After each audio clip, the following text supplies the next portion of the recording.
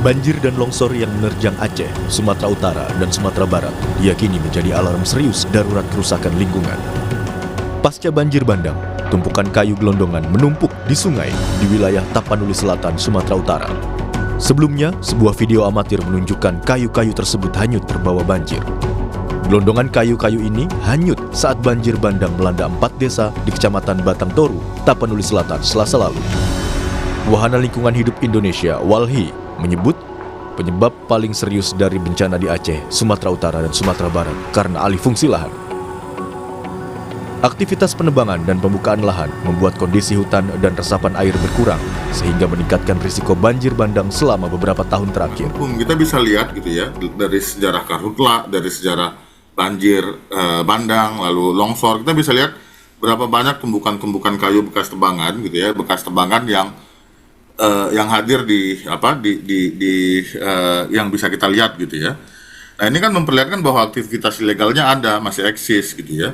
Penegakan hukumnya belum menggunakan sistem teknologi yang maksimal gitu. Contohnya gitu ya, kalau kita lihat gelondongan kayu yang begitu besar di Sumatera Utara, Aceh, dan Sumatera Barat, kita bisa melihat bahwa seharusnya dengan pendekatan remote sensing, dengan pengawasan melalui citra satelit, seharusnya ini bisa penegakan hukumnya bisa secara langsung gitu ya, menyasar aktornya gitu ya. Kementerian Kehutanan bilang kayu gelondongan yang terseret banjir bandang di Sumatera Utara adalah pohon-pohon lapuk dan pohon liar. Kemenhut membantah kayu gelondongan akibat pembalakan liar hutan, melainkan hasil penebangan legal di area pemegang hak atas tanah PHAT. Meski demikian, Kemenhut akan menyelidiki lebih lanjut asal kayu gelondongan tersebut. Untuk sumber kayu itu dilaporkan oleh Pak Wamen juga, satu adalah kayu lapuk, dua juga kayu yang akibat tadi siklon tadi, pohon tumbang ya, dan ketiga juga di area-area penebangan kayu-kayu yang dihasilkan dari area penebangan. Tadi juga disampaikan oleh Pak Wamen, kita deteksi bahwa itu dari PHAT di APR. PHAT adalah pemegang hak atas tanah. Hingga Minggu petang, 30 November 2025, total 442 orang meninggal dunia akibat bencana ini, sementara 402 orang hilang. Kepala BNPB, Letjen Suharyanto mengatakan, jumlah korban meninggal meningkat setelah tim SAR mulai mengevakuasi para korban. Selain korban jiwa, sejumlah akses di 3 provinsi tersebut masih terputus, tidak bisa dilewati jalur darat. Untuk Sumatera Utara, ya, korban jiwa bertambah lagi, ya, karena operasi pencarian pertolongan oleh Satgas Gabungan ini sudah berhasil menemukan yang kemarin dinyatakan hilang, ya. Dan juga untuk yang masih hilang ini bertambah lagi karena ada laporan-laporan baru dari masyarakat terdampak. Itu biasa kalau terjadi bencana, ya, itu tentu saja itu akan berkembang dengan berjalannya hari. Hingga kini, pemerintah fokus pada pemulihan jalur transportasi agar pengiriman logistik bisa cepat tersalurkan kepada seluruh korban banjir. Tim Liputan, Kompas TV.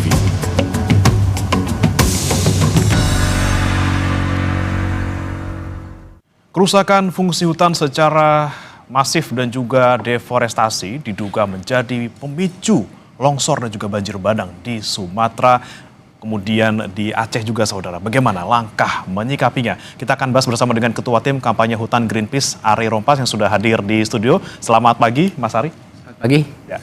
Hadir juga melalui sambungan daring, saudara, ada Wakil Ketua Komisi 4 DPR RI, Alex Indra Lukman. Selamat pagi, Pak Alex. Selamat pagi. Ya, saya akan ke Mas Ari terlebih dahulu. Ini saya yakin Greenpeace juga pasti punya catatan soal penyebab banjir di Sumatera Utara, Barat, dan juga di Aceh. Kalau kita melihat kemarin, Mas Ari, yang sempat viral, kemudian kayu gelondongan, ini di 3 provinsi bahkan, tidak hanya di Sumatera Utara. Dibilang ini kan kayunya lapuk, kemudian tumbang sendiri seperti itu waktu banjir. Anda melihatnya seperti apa? Apakah ini memang benar-benar ada yang lapuk atau memang ada deforestasi hutan? Jadi kalau melihat banjir yang terjadi saat ini, ada 2 hal sebenarnya yang kita mau menyoroti, bahwa pemicu utamanya ada 2 kan, siklon tropik gitu yang Sanyar yang muncul di wilayah garis khatulistiwa. Ini sebenarnya menandakan bahwa ada masalah dalam perubahan iklim dalam konteks perubahan iklim ya. Karena kemudian siklon tropis itu kan sebenarnya dia tidak jarang sekali muncul di garis khatulistiwa. Nah, ini ada terjadi akumulasi sehingga kemudian munculnya siklon tropik seperti itu, yaitu kemudian membawa badai dan itu kemudian membawa curah hujan yang tinggi. Nah, yang kedua soal tata guna lahan gitu ya. Yang kami sebut sebagai daya dukung dan daya tampung lingkungan di Sumatera, Pulau Sumatera itu sebenarnya sudah dieksploitasi, sudah lama dieksploitasi sehingga sebagian besar daerah aliran sungai di Sumatera itu memang sudah menurun, bahkan sudah di bawah ambang batas sekitar 30% gitu ya. Nah, apa yang kemudian terjadi di sana dan kemudian kita lihat kayu-kayu gelondongan yang kemudian mengalir ke sungai itu karena memang daya dukung dan daya tampung daerah aliran sungai itu memang sudah rusak gitu. Nah, kebetulan juga topografi di wilayah-wilayah Sumatera itu di Aceh, Sumatera Utara dan Sumatera Barat, topografi sungainya memang sedikit pendek tapi dia curam gitu. Nah, sehingga kemudian kayu-kayu itu ketika fungsi hutannya sudah rusak gitu ya karena sudah terdegradasi dan deforestasi yang tinggi, sehingga kemudian dia terbawah gitu, masuk ke lumpur-lumpur, bercampur lumpur dan masuk ke sungai-sungai yang kemudian itu daya tampung sungai juga semakin kecil gitu ya. Dan itu kemudian semua material-material yang ada termasuk longsor itu kemudian lari ke sungai, dan itu yang kita lihat bahwa kayu-kayu itu memang harus dilihat. Kan sebenarnya kita tinggal lihat gitu, kalau dia kayu, dia ditebang, berarti kan memang ada tebangan senso di sana ya. Nah, kalau dia kayu yang memang dia lapuk, itu juga bisa kelihatan. Atau kemudian kayu yang memang juga longsor itu masih ada akar-akarnya. Nah, tinggal sebenarnya dilihat, ada dua menurut saya. Kalau itu kemudian dari konsesi-konsesi izin yang memang diberikan sama pemerintah, itu harus dicek gitu, karena bisa jadi itu berasal dari tebangan-tebangan yang legal, tapi bisa juga ada tebangan-tebangan yang illegal logging yang banyak dipertanyakan orang kan. Nah, illegal logging itu kan harus dilakukan investigasi. Nah, persoalan sekarang kemudian kementerian langsung ngomong atau pihak-pihak Kementerian Kehutanan ya gitu ya ngomong ini bukan akibat dari penambangan liar gitu, yang padahal mereka belum melakukan investigasi. Nah, ini yang kemudian membuat orang bertanya-tanya kenapa gitu ya. Itu langsung disimpulkan padahal belum melakukan investigasi. Nah, itu yang penting sebenarnya harus dijawab oleh pemerintah dengan pertanyaan-pertanyaan seperti itu. Oke, nah ini dia yang kemudian jadi pertanyaan kami juga. Saya mau tanya ke Pak Alex. Pak Alex, ini kan Anda DPR dari Dapil Sumatera Barat kalau tidak salah, Pak Alex ya? Betul. Ya, Pak Alex, kalau Anda melihat bencana yang terjadi dalam beberapa hari terakhir ini, kemudian disebutkan bahwa ini memang ada beberapa faktor, ada soal iklim dan juga disebut ada juga soal masalah lingkungan gitu ya. Anda melihatnya seperti apa? Apakah memang ini dua faktor itu yang menjadi penyebabnya atau ada faktor lain? Ya, saya harus mengatakan apa yang disampaikan oleh Mas Ari itu benar ya. Ini memang faktor iklim ekstrim yang pertama kali terjadi ya. Nah, tapi di luar itu juga kita selama ini juga sudah menyoroti soal alih fungsi lahan, di mana kemudian lahan-lahan pertanian, lahan-lahan hijau itu sudah menjadi perumahan ataupun industri, yang kemudian menuntut masyarakat untuk membuka lahan pertanian yaitu di kawasan hutan gitu. Ini kan juga menjadi sebuah hal yang sudah kita biasakan sehingga kemudian terjadi bencana seperti ini. Menurut saya se-ekstrim apapun kemudian ya atau bencana iklim yang terjadi kemarin ini itu mungkin akan menyebabkan banjir ya, itu pasti ya, tapi tidak akan membawa kemudian yang oleh di kampung kami disebut bencana Galodo, yang tidak akan membawa kayu-kayuan dan seperti material yang kita lihat sekarang ini di layar gitu. Nah, ini yang pasti kita usut apa penyebabnya. Oleh karena itu Komisi 4 juga sudah memutuskan pada hari Kamis depan itu akan memanggil Menteri Kehutanan beserta jajaran untuk paparan tentang penyebab dan tentu saja langkah-langkah antisipasi ke depannya seperti apa. Oke, apa yang akan didalami lagi Pak Alex terkait dengan hal ini ke Kementerian Kehutanan di hari Kamis nanti?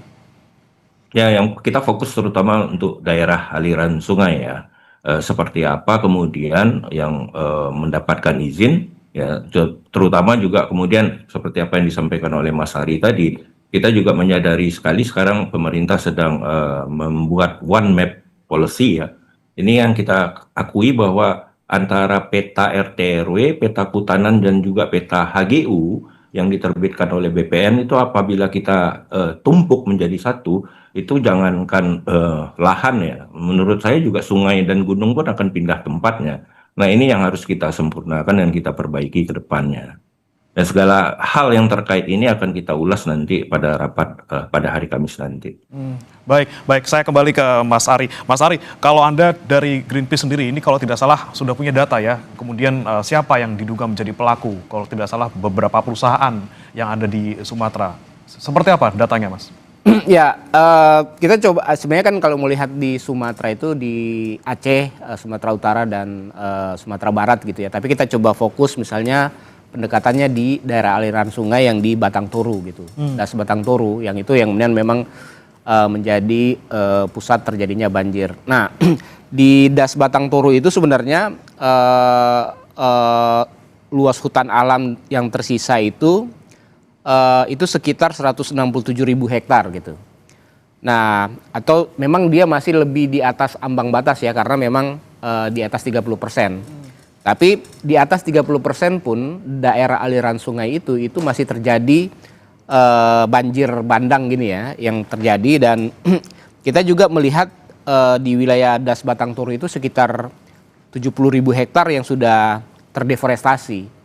Jadi hampir 23% itu sudah terdeforestasi. Itu legal apa ilegal tuh Mas kalau di sana, di Batang Toru itu? Nah ini yang menarik, memang areal perizinan berbasis lahan di sana itu sekitar 94.000. Jadi areal perizinan itu berarti kan legal gitu ya. Nah, atau sudah hampir 30% diberikan izin gitu. Itu izinnya PBPH dulu, HTI sama Hutan Taman Industri sama HPH dulu, tapi sekarang udah dirubah jadi PBPH. Kemudian ada pertambangan dan juga ada perkebunan sawit. Nah, menariknya Batang Toru ini di hulunya itu sudah dikonversi untuk menjadi wilayah pertanian terbuka gitu ya. Di tengahnya memang masih ada sedikit hutan gitu. Tapi pas di tengah-tengah itu ada aktivitas tambang di sana sama juga pembangunan PLTA Batang Toru. Nah, di hilirnya itu sudah ada kebun sawit. Nah, itu yang kemudian menjadikan Batang Toru, wilayah Das Batang Toru ini daya dukung dan daya tampung lingkungannya sudah tidak memungkinkan gitu ya. Dan artinya memang karena ada izin di sana itu berarti ada aktivitas legal penambangan dan penebangan yang dilakukan. Nah, di sisi lain memang harus diperiksa lagi kan, yang namanya illegal logging itu kan memang tidak punya izin. Nah, ini yang harus dibuktikan dengan investigasi yang harus dilakukan oleh Kementerian Kehutanan saat ini ya. Berarti dari hulu kemudian di tengah sampai hilir ini semuanya terganggu gitu ya kalau dari paparan Mas Ari tadi. Iya, karena yang paling pasti dalam konteks das hulunya kan, karena hulunya itu catchment area gitu. Nah, kalau walaupun misalnya di tengah masih ada tutupan hutan, kalau hulunya sudah rusak, jadi kemudian tetap akan turun. Akan turun gitu, karena di hulunya gitu. Terlebih tadi kalau untuk kontur sungainya juga curam gitu. Dan ada aktivitas pertambangan di sana dan yang memang kelihatan deforestasi yang masih seger gitu ya. Itu aktivitas pertambangan sama aktivitas walaupun skalanya kecil, PLTA Batang Toru itu juga sudah mengganggu fungsi ekosistem yang ada di sana gitu. Nah, ini dia Pak Alex, saya mau tanya ke Anda juga nanti bagaimana kemudian bisa menanyakan dan mengkonfirmasi kepada pemerintah. Ini yang legal saja, ini berpotensi mengancam dan sudah terbukti gitu ya. Di hulu, kemudian di tengah dan juga hilir ada semua gitu. Ada deforestasi, kemudian ada perkebunan sawit, ada PLTA, ada penambangan juga. Ini seperti apa nih soal perizinan yang kemudian ternyata walaupun sudah dibatasi gitu ya, 30% kalau tidak salah ya Pak ya, atau berapa tadi? Dulu batasnya 30%, tapi kebijakan itu sudah dicabut oleh Omnibus Law, jadi udah bebas sekarang. Jadi bebas gitu. Anda gimana nih? Tidak ada batasan lagi, sebenarnya itu sesuatu yang memang harus dikritisi ya, karena mungkin Bapak juga mungkin bagian dari DPR yang mungkin meloloskan Omnibus Law gitu. Bagaimana juga, nih Pak Alex? Penting. Ya, jadi begini, Pak. Sungai itu memang sumber kehidupan ya.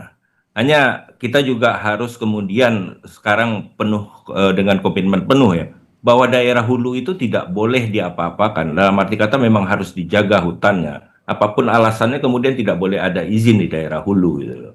Kalau kemudian di daerah aliran sungai dengan kita melakukan normalisasi, saya rasa kita akan bisa mengurangi dampak bencana ini. Pada Hari Guru, Pak Presiden sendiri sudah menyatakan tentang untuk menjaga hutan ya, tidak boleh menebang pohon, tidak membiarkan lagi pembalakan liar gitu. Dan juga kita sudah melihat pernyataan dari Pak Menteri Kehutanan yang akan mengevaluasi kebijakan tentang hutan. Jadi kita harapkan nanti beliau bisa paparan seperti apa evaluasi dan seperti apa langkah ke depannya. Tapi menurut saya bahwa kita juga harus satu kata lah soal ini, bahwa tidak ada lagi istilah hutan yang berbeda-beda untuk terkait di hulu sungai, gitu. Hanya ada satu kata bahwa hutan di hulu sungai itu tidak boleh kemudian dengan alasan apapun diubah fungsinya. Oke, kemudian Pak Alex, kalau kita melihat selama ini gitu ya pengawasan dari DPR sendiri, khususnya komisi Anda dan juga Anda di Dapil Sumatera Barat, seperti apa sebenarnya selama ini yang terjadi ataupun yang menjadi temuan dari Pak Alex sendiri di Komisi 4? Ya, itu yang tadi seperti yang saya sampaikan ya, bahwa kita berpacu dengan pertumbuhan ekonomi, bahwa masyarakat juga kemudian konsentrasi dan membuka lahan pertanian. Saya rasa ini kita juga harus menjadi kebijakan nasional bahwa hunian itu sudah harus hunian bertingkat ya, yang vertikal, tidak lagi kemudian bisa membuka lahan seluas-luasnya untuk perumahan. Ini harus menjadi konsensus nasional untuk ini bencana ini menjadi peringatan buat kita bahwa kita punya masalah yang sangat besar di depan mata. Bencana ini akan terjadi, akan terus berulang apabila kita tidak mengantisipasinya. Dalam pengawasan kami, memang terjadi hal-hal yang seperti ini. Makanya kemudian DPR RI itu juga membentuk pansus ya. Konflik agraria itu sebenarnya ingin juga mendalami terkait tentang lahan-lahan yang berkonflik, terutama lahan hutan. Seperti yang selama ini kita ketahui, ada penetapan-penetapan kawasan hutan yang bersentuhan banyak dengan pemukiman dan terutama dengan perusahaan-perusahaan. Oke, pansus ini mulai bekerja kapan nih Pak? Apakah setelah bertemu dengan Kementerian Kehutanan di hari Kamis nanti? Pansus ini sudah ditetapkan di paripurna, saya rasa akan segera efektif ya bekerja dan menetapkan agenda-agenda ke depannya untuk memanggil yang kaitannya dengan lahan dan sebagainya. Oke, baik. Kemudian saya ke Mas Ari lagi. Tadi kan kita bicara soal di Sumatera Utara gitu ya, di Batang Toru gitu. Kalau misalnya kita bicara soal Sumatera Barat ataupun Aceh, seperti apa sebenarnya temuan dari Greenpeace? Ya sebenarnya hampir sama ya, karena dia Pulau Sumatera ini itu sudah dari awal dieksploitasi gitu, deforestasinya. Jadi tinggal tersisa sebenarnya di Bukit Barisan. Nah, sisa-sisa di Bukit Barisan itu sekitar 10 sampai 14 juta itu yang masih tersisa sebagai hutan alam gitu ya. Hutan alam memang fungsinya memang kategorinya dia masih tutupan hutan yang bagus. Tapi di sisi-sisi pinggir-pinggirnya itu sudah terkonversi semua. Jadi sudah terdegradasi, terdeforestasi, kemudian sudah beralih fungsi. Tadi menjadi pertanian, perkebunan, pertambangan. Nah, untuk di di Sumatera Barat, kita mencoba melihat data, kita coba menganalisis das Ulakan Tapakis gitu ya. Itu hampir sama juga. Jadi das Ulakan Tapakis ini juga sudah hampir ambang batasnya itu sekitar 30-an% gitu ya, dasnya. Jadi memang daya dukung dan daya tampungnya itu memang sudah bermasalah gitu. Jadi walaupun curah hujannya gitu ya tidak terlalu besar, itu akan berpengaruh. Nah, apalagi dengan curah hujan yang besar gitu ya, akibat dari siklon tropik yang kemudian ini akan berpotensi terjadi terus berulang gitu ya, karena ini sudah sesuatu yang langka tapi sudah terjadi. Artinya ini kemungkinan akan terus terjadi ke depan dan akan prediksinya akan terjadi lagi. Nah, kalau melihat di wilayah-wilayah itu termasuk yang di di Sumatera Barat gitu, yang kemudian juga tebangan-tebangannya itu sampai ke laut sekarang kan gitu ya. Nah itu juga memang berarti kan ada aktivitas pertambangan di sana, aktivitas penambangan di sana, penebangan hutan yang ada di wilayah-wilayah hulu das Ulakan Tapakis ini gitu. Ulakan Tapakis ya. Ya. Oke, itu di Sumatera Barat ya Mas Ari? Sumatera Barat ya. Kalau di Aceh sendiri ada catatan nggak Greenpeace? Aceh sama juga sebenarnya kan, kalau Aceh karena dia agak tersebar ya. Aceh itu agak tersebar, tapi kalau dilihat di Bukit Barisan dan beberapa wilayah itu juga konversinya sawit, ada sawit di sana, ada di wilayah hulunya masih ada tambang, ada ada HPH logging ya. Itu sama, jadi komoditasnya sama. Itu dulunya HPH, kemudian jadi HTI, sawit, dan sekarang ada tambang. Jadi komoditas-komoditas yang berbasis lahan itu, yang ekstraktif itu yang kemudian mengkonversi hutan-hutan gitu ya, yang di hulu gitu sampai ke hilir, sehingga memang daya dukung dan daya tampung lingkungannya menjadi terganggu gitu. Oke, ini lagi-lagi soal ada pembalakan liar, penambangan, sawit juga di sana ada gitu ya. Kemudian Pak Alex, yang kami soroti juga ini kan pernyataan dari Kementerian Kehutanan yang bilang bahwa kemarin belum apa-apa nih, belum investigasi, udah bilang ini tuh bukan soal pembalakan liar tapi soal pohon yang sudah lapuk kemudian terbawa banjir. Nah, catatan Anda mungkin untuk Kementerian Kehutanan juga nanti yang bisa Anda cecar juga nanti di hari Kamis seperti apa, Pak Alex? Ya, saya rasa kita merujuk kepada pernyataan terakhir dari Pak Menteri Kehutanan ya, yang sudah menyatakan akan melakukan evaluasi dan akan merumuskan kebijakan yang baru terkait kehutanan kita. Saya ingin merujuk itu menjadi titik awal untuk perumusan kebijakan tentang kehutanan kita ke depannya, sehingga bisa mengantisipasi bencana yang seperti disampaikan Mas Hari, kalau sekarang sudah terjadi itu bisa kita pastikan akan berulang. Nah, terkait kebijakan secara nasional ya, perumusannya. Saya ingin mengatakan seperti ini karena saya pernah hidup di Padang ya. Saya pernah merasakan gempa yang berulang kali di Padang, sehingga kemudian masyarakat itu karena takut dengan tsunami, akhirnya lari ke daerah yang lebih tinggi. Nah, kalau kita bicara daerah yang lebih tinggi kan berarti bicara di kaki bukit gitu loh, di kaki gunung. Bahwa Sumatera Barat ini merupakan bagian dari Bukit Barisan. Nah, akibat kemudian pembukaan lahan untuk perumahan di daerah kaki bukit, ini juga akan menyebabkan terjadinya banjir yang seperti ini gitu loh. Nah, apa yang ingin saya sampaikan adalah bahwa kita juga harus kemudian merumuskan sebuah peraturan menjamin bahwa pembangunan yang bertingkat itu juga anti gempa. Itu juga kemudian akan menjadi shelter untuk daerah-daerah yang punya potensi tsunami. Nah, itu yang kemudian saya rasa kita semua harus duduk bersama. Ini bukan hanya soal kehutanan, tapi juga ada kementerian-kementerian teknis lainnya yang berkaitan. Oke, baik. Saya ke Mas Ari lagi. Mas Ari, kalau melihat seperti yang sudah kita lihat akibatnya beberapa hari terakhir ini, kemudian apa sih yang seharusnya sekarang dilakukan gitu ya? Selain mungkin penanganan, evakuasi, bantuan, apa sih yang bisa paling dekat dilakukan oleh pemerintah? Jadi sebenarnya soal bencana ini kan selalu ditanggapi responnya reaktif gitu ya. Ketika ada bencana baru dilakukan. Nah, kalau melihat dalam persoalan bencana banjir saat ini yang sedang terjadi, ini seharusnya kami melihatnya ada 3 hal gitu ya. Karena tadi ini persoalan perubahan iklim yang kami sebut udah menjadi krisis. Jadi krisis iklim sudah ada di depan mata kita. Nah, krisis iklim itu kan harus dilihat atau harus mencari solusinya secara struktural. Nah, bagaimana solusi secara struktural adalah bagaimana Indonesia itu menjadi bagian dari negara-negara yang berkomitmen untuk memastikan pemanasan suhu global itu harus di bawah 1,5 derajat Celcius. Nah, itu kita juga bagian dari negara yang setuju dengan Paris Agreement. Nah, 2 hal yang kemudian bisa dikontribusikan oleh Indonesia itu adalah menurunkan emisi dari sektor volu atau tata guna lahan termasuk deforestasi dan juga transisi. Nah, itu harus dilakukan, dikombinasikan dengan model ekonomi kita gitu. Itu yang harus dilakukan. Yang kedua memang pemerintah ini harus melakukan evaluasi lagi. Mengevaluasi semua izin-izin yang dikeluarkan dan itu berbasis pada ecoregion karena Indonesia ini itu basis ekosistemnya adalah ecoregion. Nah, ecoregion itu harus dilihat juga ke level lebih kecil soal daya dukung, daya tampung daerah aliran sungai. Nah, batas 30% itu harus dipastikan dikembalikan lagi.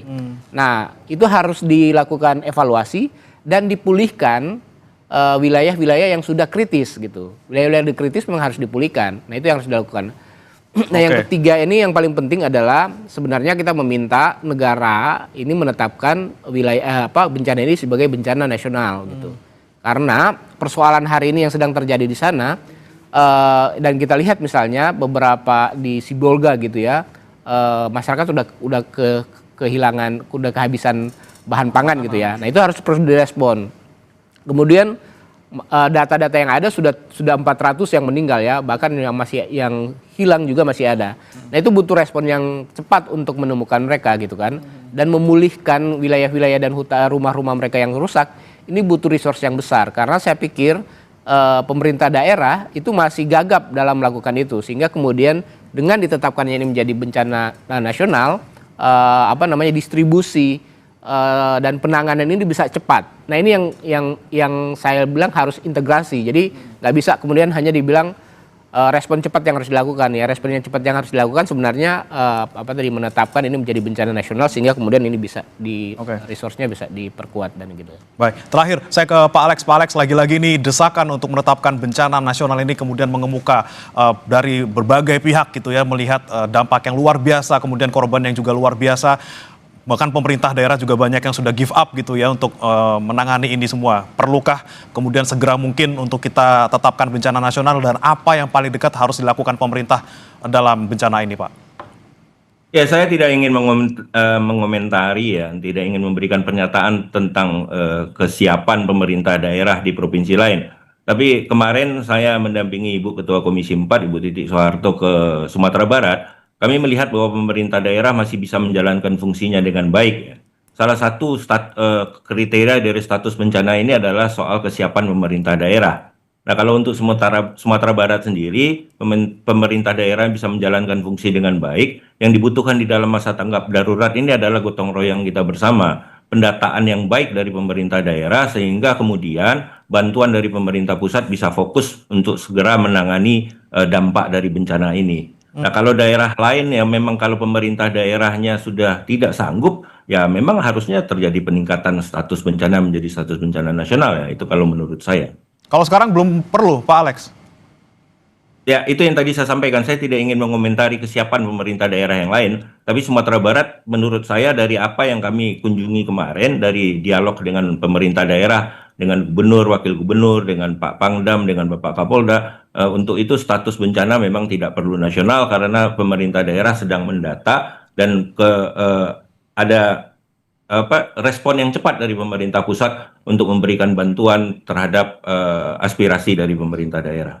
Oke, baik, kita nantikan tentunya bagaimana kemudian langkah-langkah pemerintah yang paling dekat, tentunya untuk jangka pendek, bagaimana koordinasi untuk bisa memberikan bantuan dan juga pemulihan secara sementara, namun juga untuk kedepannya yang lebih jangka panjang, pemulihan secara menyeluruh dan juga lagi-lagi terkait dengan regulasi, izin dan juga pemulihan wilayah kritis, ini juga kita nantikan dari pemerintah. Terima kasih Pak Alex Indra Lukman, Wakil Ketua Komisi 4 DPR RI, dan juga Mas Ari Rompas, Ketua Tim Kampanye Hutan Greenpeace, sudah bergabung bersama kami di Sapa Indonesia Pagi. Selamat pagi, Bapak-Bapak.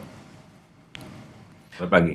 Saudara, Sapa Indonesia Pagi masih akan kembali dengan informasi berikutnya. Pencarian korban banjir di daerah terisolasi di Sumatera masih terus dilakukan. Di Sumatera Barat, korban luka akibat banjir bandang